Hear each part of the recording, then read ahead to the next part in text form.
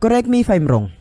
Ito yung isang napakalaking kumot na ginagamit ng mga bumbero para maapula agad ng mabilis yung isang apoy. Sinasabing kinakailangan ng approximately 21% na oxygen yung isang apoy para manatili itong nagliliyab. Pero kung tatakpan mo nga ito ng isang kumot, ay mawawalan ito ng source ng oxygen dahilan para mamatay ito. Ayon sa pag-aaral ay kaya makapagkarga ng 500 to 1,500 na galon ng tubig yung isang fire truck. At makikita mo nga dito yung paggamit ng mga bumbero ng isang automated na robot na kayang makapagbuga ng napakaraming tubig mula sa malayong lugar. Personally mga master ay masasabi kong napaka-convenient ang mga robot na ito dahil nga sa napakaliit lang nito at napakalakas din na magbuga ng tubig. Speaking of pag-apoy mga master, ay ito yung isang lalaki na kinuha lahat ng pulang bahagi sa mga posporo at saka gumawa ng napakaraming version nito na merong iba't ibang size para magmukhang domino. At nung sinindihan niya nga ito ay makikita mo dito na sobrang nakakasatisfy yung pag-apoy nito. Ayon sa pag-aaral ay ang mga methanol fire ang isa sa mga pinakadelikadong uri ng apoy dahil hindi ito basta-basta nakikita at kung sakali nga masusunog yung katawan mo sa apoy na ito, ay walang kahit sinong tao yung makakaalam na nagliliyab ka na pala. Sinasabing noong taong 1981 ay naganap yung insidente sa lugar ng Indianapolis na kung saan maraming tao yung nasunog o nagliyab yung katawan dahil sa methanol fire. Napag-alaman kasing nung nilagyan ng isang crew ng methanol gas yung race car na ito, ay aksidente itong bumulwak at napunta sa iba't ibang lugar. At makaraan lang yung ilang segundo ay makikita mo dito na nagtatakbuhan na tumatalon na yung mga tao dahil sa sobrang init ng kanilang katawan. Dulot nga ng invisible na apoy galing sa methanol gas. At sa kabutihang palad ay mabilis namang naapula ng mga crew yung apoy na ito kaya walang mga tao yung lubang nasugatan sa sports na ito. Napakadelikado talagang sumali sa sports ng karera dahil nga sa napakaraming mga bagay yung maaaring maging dahilan ng disgrasya dito. At speaking of sports mga master, ay ito yung isang company yung gumawa ng napakabilis na snowmobile na karaniwang ginagamit sa karera. Ayon sa pag-aaral ay marami mga tao yung sumasali sa sports ng hill climb gamit yung kanilang motorbike na minodified o i-design para makaakyat nga sa ganitong kataas na burol. Sinasabing yung karaniwang taas na inaakyat ng isang hill climb competitor ay nasa approximately 200 meters. At napakadelikado nga na gawin ito especially kapag na-stuck ka sa bandang taas. Yung isa din sa sports na kinakailangan ng napakataas na spatial awareness at eye coordination ay itong urban bike downhill. Sinasabing itinuturing yung karerang ito bilang isa sa mga extreme sports na pwedeng salihan ng isang professional. At ayon sa mga article na nagkalat sa internet, ay pwede kang manalo sa sports na ito ng pera na nasa approximately $100,000.